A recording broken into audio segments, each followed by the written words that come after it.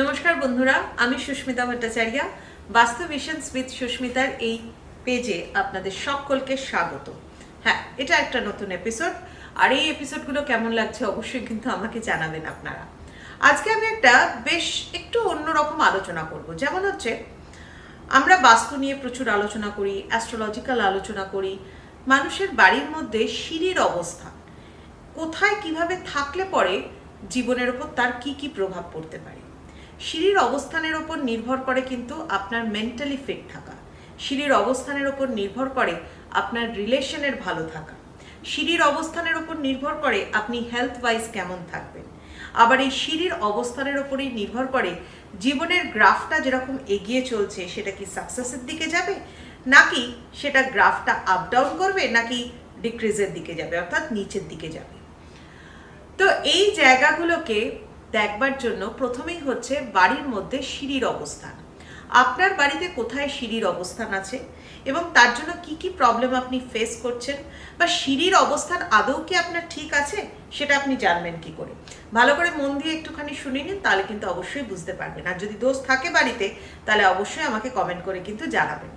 ধরুন, আপনার বাড়িতে সিঁড়ির অবস্থান আছে বাড়ির দক্ষিণ পশ্চিম কোণে, রাহুর স্থানে, যেটাকে আমরা ইউনিভার্সালি যেটাকে আমরা বলছি রিলেশনশিপের কর্নার।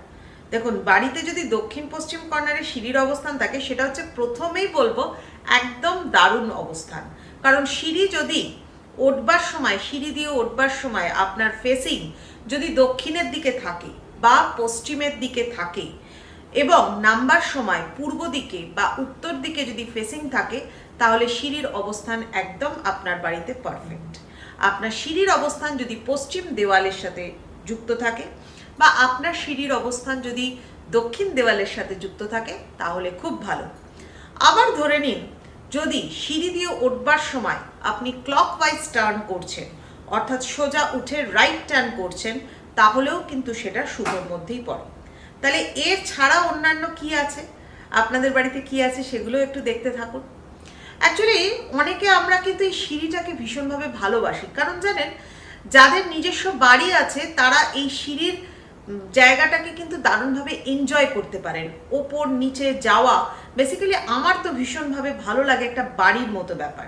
ফ্ল্যাট কালচারের থেকেও, আবার ফ্ল্যাটেও ডুপ্লেক্স হয়, ট্রিপ্লেক্স হয়, সেগুলোতেও আপনার সিঁড়ির ব্যবহার, সেটাও অনেক সময় মধ্যিখান দিয়ে সিঁড়ি, অনেকের বিজনেস প্লেসেও সিঁড়ি থাকে।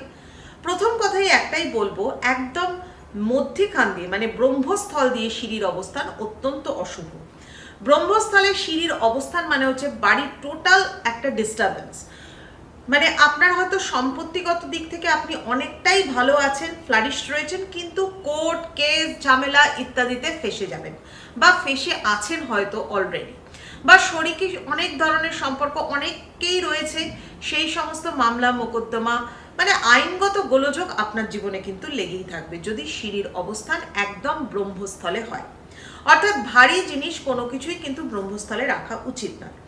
আপনার বাড়িতে সিঁড়ির অবস্থান যদি ঈশান কোণে থাকে, নর্থ ইস্টের দিকে যদি থাকে, তাহলেও কিন্তু সেটা দোষের হতে পারে। আপনার সিঁড়ি ক্লকওয়াইজ টার্ন করছে কিন্তু নর্থ ইস্টে আছে, যদি নর্থ ইস্টে থাকে তাহলে মানসিক সমস্যা কিন্তু বাড়িতে দেখা যাবে।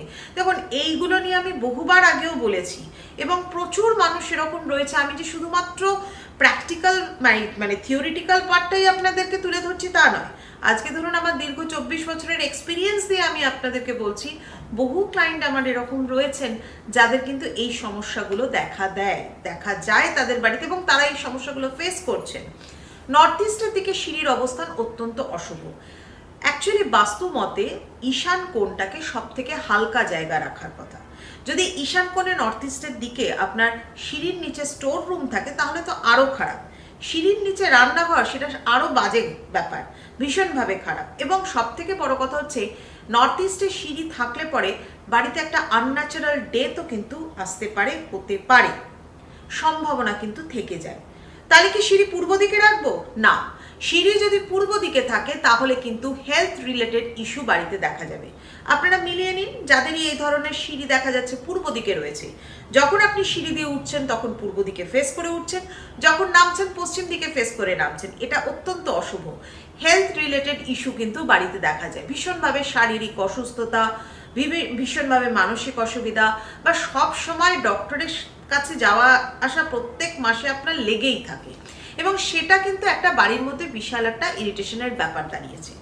সিঁড়ি যদি আপনার দক্ষিণ দিকে থাকে তাহলে নাম যশ ইত্যাদির সমস্যা হতে পারে।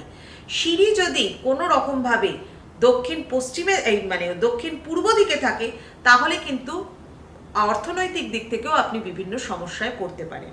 আর সিঁড়ির অবস্থান যদি উত্তর পশ্চিমে থাকে কমিউনিকেশন কিন্তু টোটালি স্টপ হয়ে যায়।